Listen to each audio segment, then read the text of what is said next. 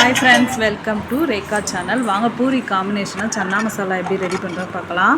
நீங்கள் black R white ஏதாவது நைட்டே ஊற வச்சுக்கோங்க. காலையில் வாஷ் பண்ணிவிட்டு குக்கரில் போட்டு 5 விசில் வச்சு வேக வச்சுக்கோங்க. அதுக்கப்புறம் பூரிக்கு எப்படி ரெடி பண்ணலான்னா, ஒரு சின்ன டிப்ஸு, 1/4 டீஸ்பூன் ரவையும் பிஞ்சளவு சர்க்கரையும் போட்டு ஒரு 5 நிமிஷம் தண்ணியில் ஊற வைங்க. 5 நிமிஷம் கழித்து ஈக்குவல் ரேஷியோவில் கோதுமை மாவும் மைதா மாவும் தேவையான அளவு உப்பும் போட்டு நல்லா பிசைஞ்சு உருண்டைங்களாக உருட்டி எடுத்து வச்சுக்கிட்டேன். நீங்கள் மைதா மாவு வேண்டான்னா ஸ்கிப் பண்ணிக்கிறலாம். நான் என்றைக்கோ ஒரு நாள் மைதா சேர்ப்பேன். எல்லாம் ரெடி பண்ணியாச்சு. வாங்க இப்போ சன்னா மசாலா எப்படி ரெடி பண்ணலான்னா, தேவையான அளவு 2 வெங்காயம், 2 தக்காளி, 1 பச்சை மிளகா, வேக வச்ச சன்னா மசாலா. இது மிக்சியில் போட்டு நம்ம அரைக்கணும். வெங்காயம் ஃபுல்லாத்தையும் போடக்கூடாது, நான் கையில் காமிச்சால அந்த அளவும். இந்த சன்னா மசாலா தேவையான அளவு கொஞ்சமும் 2 தக்காளியும் போட்டு அரைக்கணும். இந்த சன்னா மசாலா நம்ம பேஸ்ட்டு திக்னஸ்க்காகவும் டேஸ்ட்டுக்காகவும் போட்டிருக்கோம்.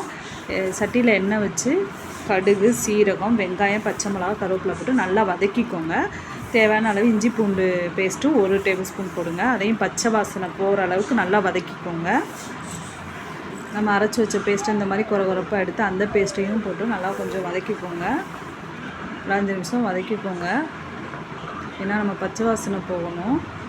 வதக்கிட்டு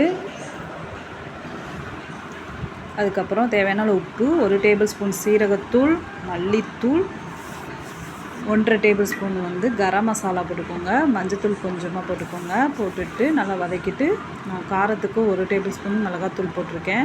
நீங்கள் உங்களுக்கு தேவையான அளவு காரம் போட்டுக்கோங்க. பசங்க சாப்பிட்றதுனால காரம் கம்மியாக போட்டிருக்கோம். அப்புறம் வேக வச்ச சன்னா மசாலாவை தண்ணியோடு எடுத்து ஊற்றிக்கோங்க. அதையும் கொஞ்சம் நல்லா பிரட்டி வதக்கிட்டு நீங்கள் தேவையான அளவு தண்ணி ஊற்றி மூடி வச்சு வேக வச்சு இறக்கிடுங்க. இந்த அளவுக்கு கிரேவி வந்தோன்னே இறக்கிட்டு ரெடி பண்ணிடுங்க.